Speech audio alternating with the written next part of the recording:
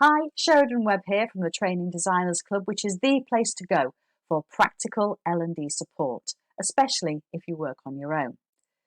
And today I'm attempting to answer a question, which is a huge question, which is how can I make sure my training makes a difference and gets applied?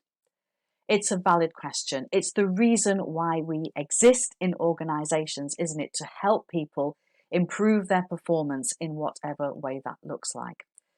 And there's lots and lots of different things that we can do to make sure that our training is applied and makes a difference.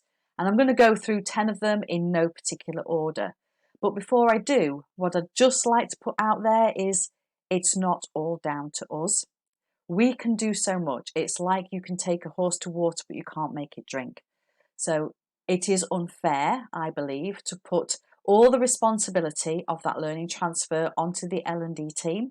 Because yes, we have our part to play, but so does the individual and so does their manager. So if that training isn't getting applied, the three of those people definitely need to be held to account. But of course, there are organisation issues as well, such as systems and processes and opportunities and all of those sorts of things as well. But let's get back to the question. What can we do as training designers to help make sure our training is applied? In no particular order. The first thing is make it practical. The distance between what we're teaching someone and how they apply it has to be as short as possible. If we're going on about abstract theories and ideals and just metaphors and things, people are not going to know what to do with that. So keep your training as practical and straightforward as you possibly can. On a similar note, number 2 is make it bespoke. This again shortens that length between the training and the application. So if you can use a simulation, if you can use case studies that relate directly to that person's working environment, case studies, role plays, if you can get them to analyse data which is directly related to the problem they're trying to solve, this all helps the application because the difference between the training and real life is very, very small. The third thing is to build in time to practice, especially if it's a skill.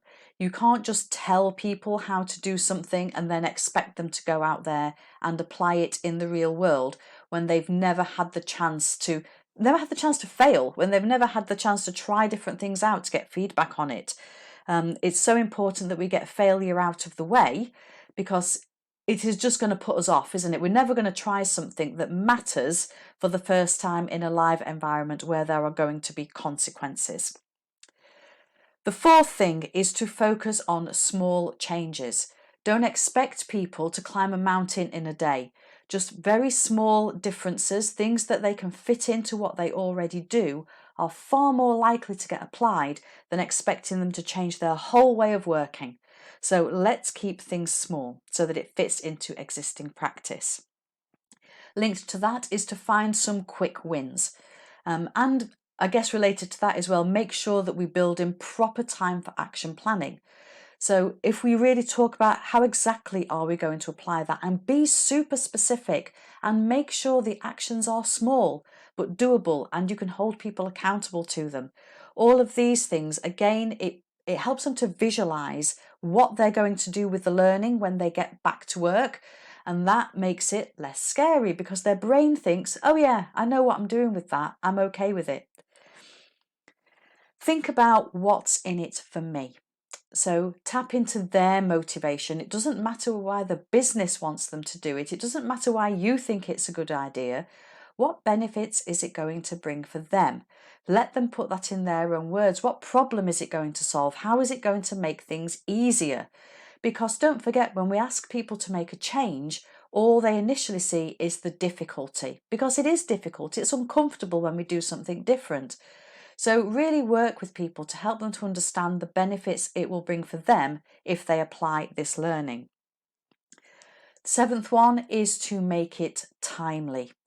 I know we can't always deliver just-in-time training, but if we are delivering training that won't be used for 6, 12 months, or maybe even ever, why on earth would people apply it?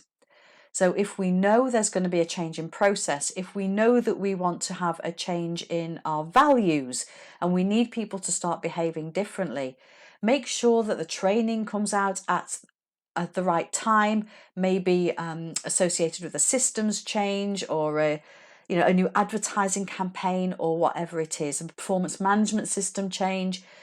If the training is timely and it's at the top of people's minds, not just the people who attend the training, again, it's far more likely to be applied. Use peer support to help support people as they take the training into the workplace. So put people through training in cohorts if you can. If not, create a community hub where people can talk to each other, where they can ask each other for advice, where they can share their successes, where they can observe each other, maybe even get people to buddy up with certain things.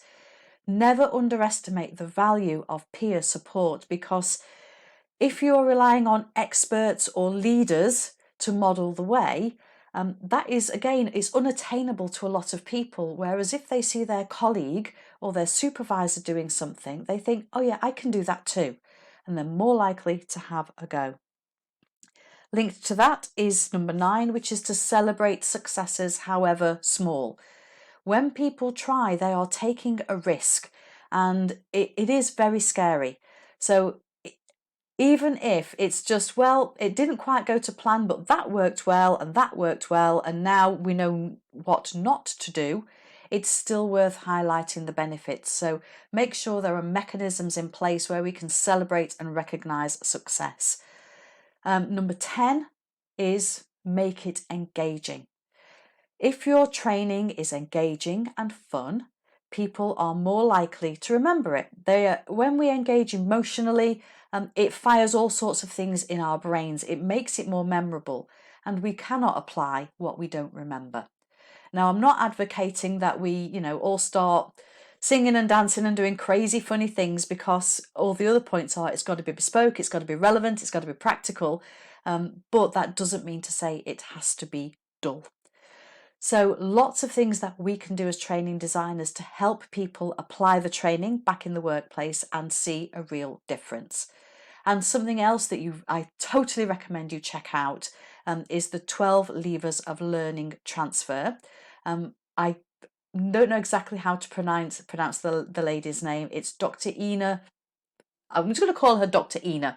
I'll put a link in the video, but that will really open your eyes as well as to how to get that learning that you take ages to research and design and deliver. That final piece is making the difference back in the workplace. So check out the 12 levers of learning transfer, as well as thinking about those 10 tips that I've just shared with you today. So bear them in mind the next time you are designing training. And for more practical training design tips, check out the website. It's www.trainingdesignersclub.co.uk. You'll find lots of free and low-cost resources, as well as courses and the opportunity to join our community of practical L&D professionals.